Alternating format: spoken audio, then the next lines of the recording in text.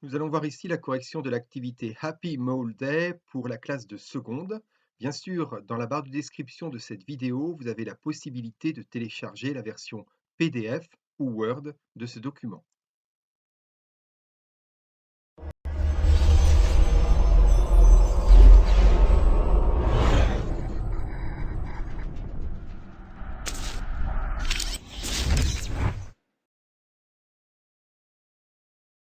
Au début de cette activité, on vous donne la photo d'une foule et on vous demande d'estimer le nombre de personnes qu'il y a sur la photo. L'estimation de ce nombre va se faire par deux méthodes. La première en utilisant des surfaces et la deuxième en utilisant des masses. On imagine donc que vous avez imprimé votre activité à la maison et on vous a donné la photo donc de la foule à estimer. Et vous avez le carré blanc ici qui représente l'échantillon représentatif de cette foule. Avec une règle, c'est très facile de mesurer la surface de la photo. Vous allez trouver environ 1,65 10 puissance 2 cm². La masse de la photo vous est donnée parce que je considère que peut-être vous n'avez pas une balance de précision à la maison, mais sinon il suffirait avec des ciseaux de découper cette photo et de poser sur une balance de précision pour savoir combien de papier ça représente cette foule, 1,322 grammes de papier.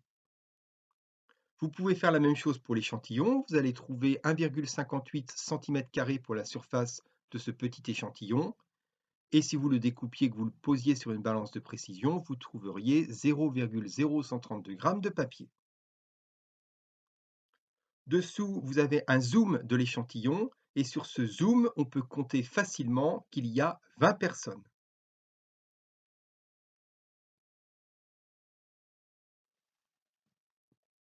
Maintenant, vous devez compléter le document numéro 3 qui va vous permettre d'estimer le nombre de personnes sur la photo en utilisant la surface de la photo et la surface de l'échantillon. Alors la surface de la photo, 1,65 10 puissance 2 cm². La surface de l'échantillon, 1,58 cm². Et le nombre de supporters qu'il y a dans l'échantillon, on en a compté 20. Pour trouver l'expression littérale du nombre de personnes sur la photo en fonction de la surface de la grande photo et de la surface de la petite photo, en fait, on va utiliser une simple règle de proportionnalité.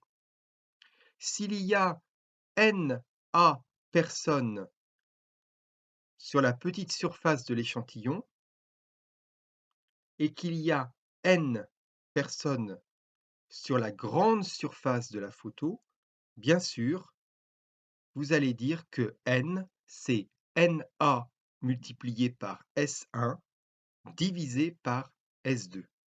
C'est une règle de proportionnalité. Et si on fait l'application numérique de cette grandeur, on trouve 2089 personnes.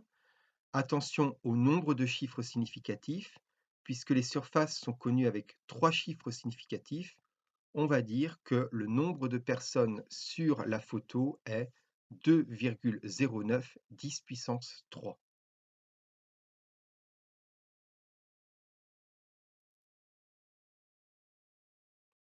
On vous demande si cette estimation est crédible. Oui.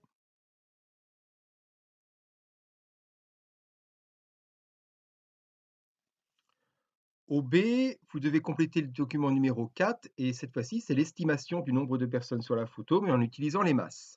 Donc on vous rappelle, la masse de la grande photo, 1,322 g de papier, la masse du petit échantillon, 0,0132 g, et il y a 20 supporters sur le lot. Bien sûr, c'est toujours pareil, s'il y a NA supporters qui a une masse M2, le petit échantillon, combien y a-t-il de supporters N avec une masse M1? C'est une règle de proportionnalité. Grand N, c'est NA multiplié par M1 divisé par M2. Si on fait l'application numérique, on trouve 2003 supporters. On ne garde que 3 chiffres significatifs, donc 2,0010 puissance 3 supporters. On trouve un résultat qui est cohérent avec celui trouvé avec l'autre méthode. Cette estimation vous semble-t-elle crédible? Oui.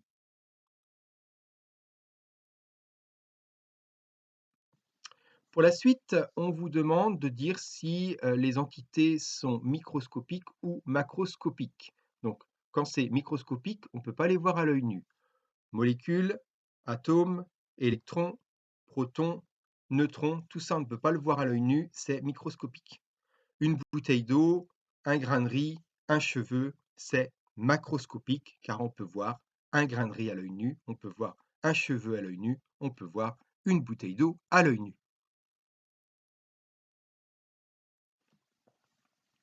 Pour le document numéro 6, on vous demandait comment est-ce qu'on appelait un lot spécifique de bouteilles d'eau. Eh bien, on appelle ça un pack, on dit un pack d'eau, qui contient 6 bouteilles d'eau.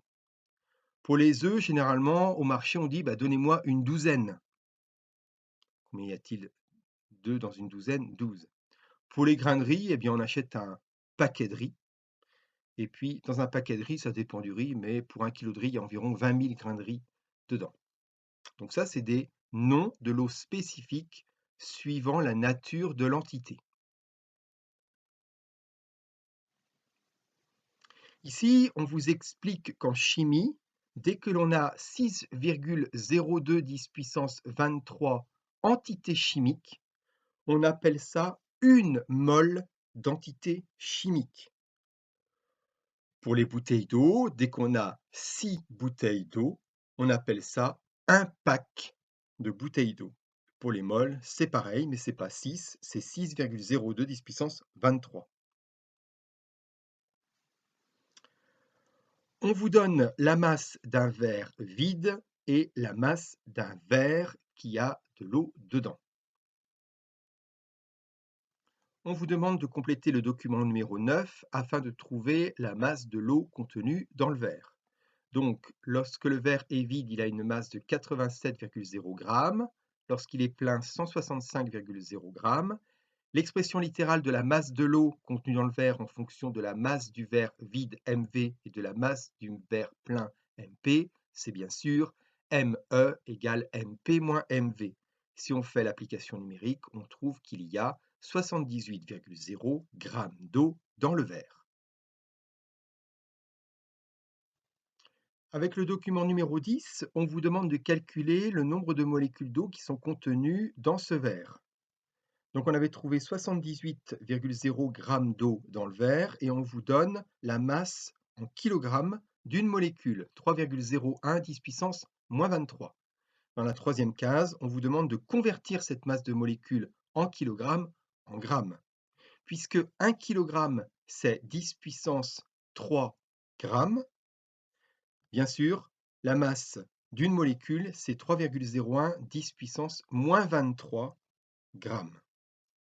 Pour l'expression littérale du nombre de molécules contenues dans le verre d'eau, eh bien, c'est tout simple. C'est la masse d'eau que l'on a divisée par la masse d'une molécule.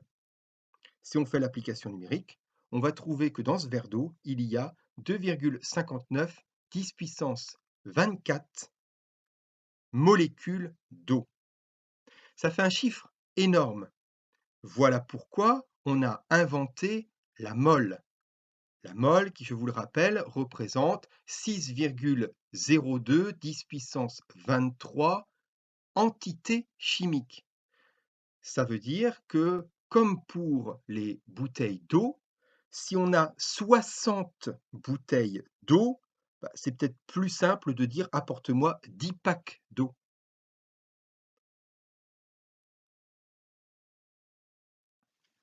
Et justement, dans le document numéro 11, on vous demande de calculer le nombre de moles d'eau qu'il y a dans le verre. Donc, on avait trouvé 2,59 10 puissance 24 molécules d'eau dans le verre.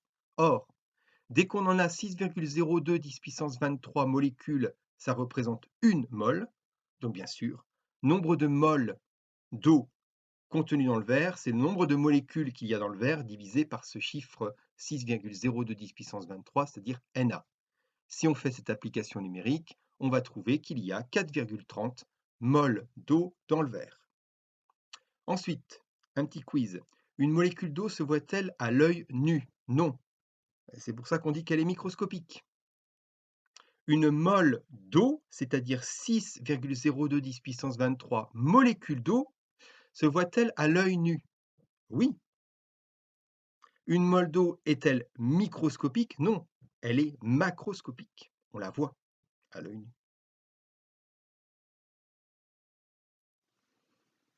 Un petit texte pour résumer. Une mole est un paquet de 6,010 puissance 23 entités chimiques. Et ce nombre-là, 6,010 puissance 23, s'appelle le nombre d'Avogadro.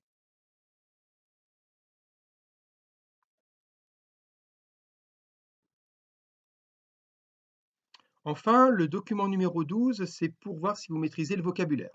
Donc on vous dit qu'on a un morceau de sucre de 8 grammes qui est composé de 1,41 puissance 22 molécules de saccharose et on vous donne la constante d'Avogadro, Na. Alors, quelle est la masse de ce morceau de sucre? Dans la vie de tous les jours, quand on a une somme d'entités chimiques identiques, par exemple du saccharose, et puis que ça fait un morceau de sucre, pour donner la quantité, on s'exprime souvent en grammes ou en kilogrammes, et on appelle ça la masse. Donc, notre morceau de sucre, il a une masse de 8 grammes. Et dès que l'on parle de chimie, on parle de molécules et on parle très souvent en quantité de matière, c'est-à-dire non plus en grammes ou kilogrammes, mais en mol. Donc, on vous demande le nombre de molécules que contient ce morceau de saccharose. Bien sûr, 1,41 10 puissance 22, c'est marqué jusqu'au-dessus. Maintenant, combien de moles de molécules de saccharose contient le morceau de sucre? Bien, c'est ce nombre-là, 1,41 10 puissance 22, divisé par Na. Et on va trouver 2,34 10 puissance moins 2 moles de molécules de saccharose qu'il y a dans le morceau de sucre de 8 grammes. Enfin, si on vous demande quelle quantité de matière de saccharose contient ce morceau de sucre de 8 grammes, eh bien c'est 2,34 10-2 mol, car quantité de matière, c'est l'équivalent du nombre de moles.